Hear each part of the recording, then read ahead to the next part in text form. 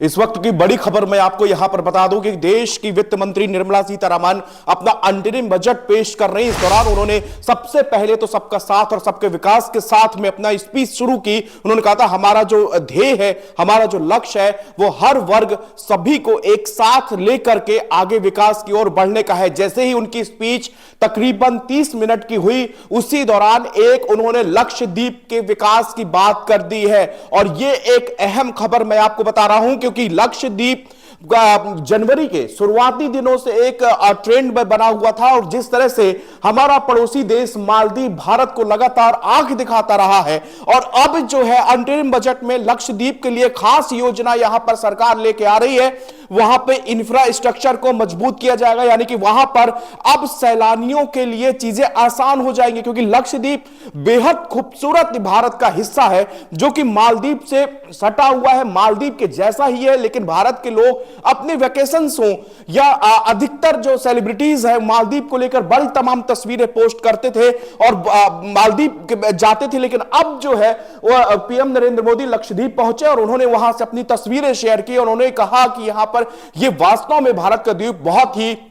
खूबसूरत है और लोगों को यहां आना चाहिए। यह बात मालदीव को नागवार गुजरी क्योंकि उसकी जो इकोनॉमी है वो पूरी तरह से टूरिज्म पर डिपेंड है और टूरिज्म सेक्टर से उसको लगभग जब से भारत ने बाइकॉट किया, हर दिन 10 करोड़ रुपए का लॉस भी वहां पर उठाना पिया। अब तक मालदीव जाने वाले जो भारतीय, उनकी संख्या में भारी कमी आई है। लोगों ने बाइकॉट किया है क्योंकि वहां के जो नेता थे उन्होंने भारत और प्रधानमंत्री नरेंद्र मोदी के खिलाफ अभद्र टिप्पणियां वहां पर सोशल मीडिया पर की थी, जिसके बाद से यह बाइकॉट मालदीव शुरू हुआ था। और आज निर्मला सीतारमण ने बजट सत्र के दौरान, भाषण के दौरान लक्षद्वीप का नाम लेकर एक बार फिर मालदीव को चौंका दिया है। उन्होंने कहा कि अब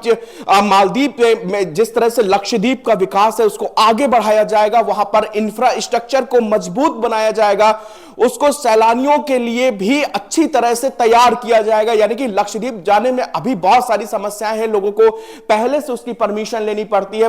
कई जगह लक्षद्वीप में ऐसे हैं जहां पे सैलानी जा नहीं सकते और भी तमाम आने जाने की भी वहां पर बहुत दिक्कतें हैं, समस्याएं हैं अभी तमाम तरीके की। जिस समय बाइकॉट मालदीव शुरू हुआ तो लोगों ने अपने अपने वीडियोस और समस्याएं जो है सोशल मीडिया पर शेयर की कि हम जो है लक्षद्वीप जाना चाहते हैं लेकिन कैसे जाएं, क्योंकि यहां पर पहले से ही आपको केरल से आपको इसकी परमिशन मिलती है, वहां पर उसके आगे फिर आप निकलते हैं, लेकिन ये बहुत महंगा भी है और लोगों को बहुत सारी दिक्कतों की समस्या का सामना भी करना पड़ता है। तो ये सारी बातें सरकार ने कंसीडर की हैं और ये अंतरिम बजट में खास तौर से लक्षद्वीप को लेकर बड़ा बयान यहां पर निर्मला सीतारमण का आ गया है। उन्होंने कहा कि यहां के विकास को भी बढ़ाया जाएगा, यहां के इंफ्रास्ट्रक्चर को भी मजबूत किया जाएगा। यानी कि इससे एक बात तय है कि भारत की जो कूटनीति है वो सीधे सीधे अब मालदीव को अटैक के ऊपर आ चुकी है, क्योंकि वहां के जो राष्ट्रपति मोहम्मद मुइज्जू जब से वो चीन यात्रा से लौटे हैं लगातार ऐसे ऐसे बयान दे रहे हैं, वो कहीं भारत का सीधे तौर पर नाम नहीं ले रहे लेकिन वो परोक्ष रूप से भारत के ऊपर हमला करने लगातार कर रहे हैं। पहले तो उन्होंने सबसे पहले भारतीय जवान जो 77 वहां पर तैनात है वो उन्हीं की मदद के लिए तैनात किए गए। भारत ने जो 2 विमान उनको गिफ्ट के लिए दिए हुए हैं ताकि उधर की जो मेडिकल इमरजेंसी है उस दौरान पे आप उनका इस्तेमाल करके लोगों को इलाज मुहैया कराओगे। उसी हेलीकॉप्टर के मेंटेनेंस के लिए भारत से 77 लोगों की टीम वहां पर मौजूद है। मोहम्मद मुइज्जू ने इंडिया आउट कैंपेन का जब से नारा दिया उसके बाद से जब वो राष्ट्रपति बनने के तुरंत बाद से उन्होंने ये राग अलापना शुरू कर दिया था कि यहां से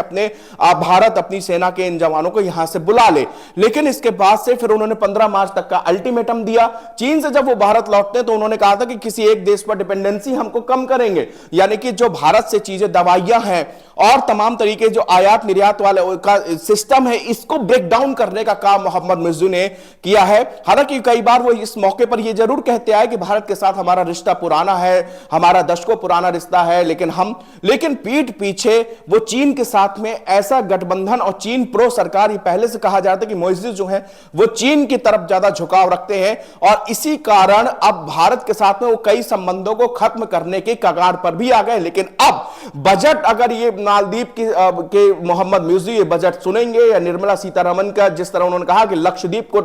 का स्पेशली नाम लिया गया, उससे मालदीव को अब जलना फिर से यहां पर तय है।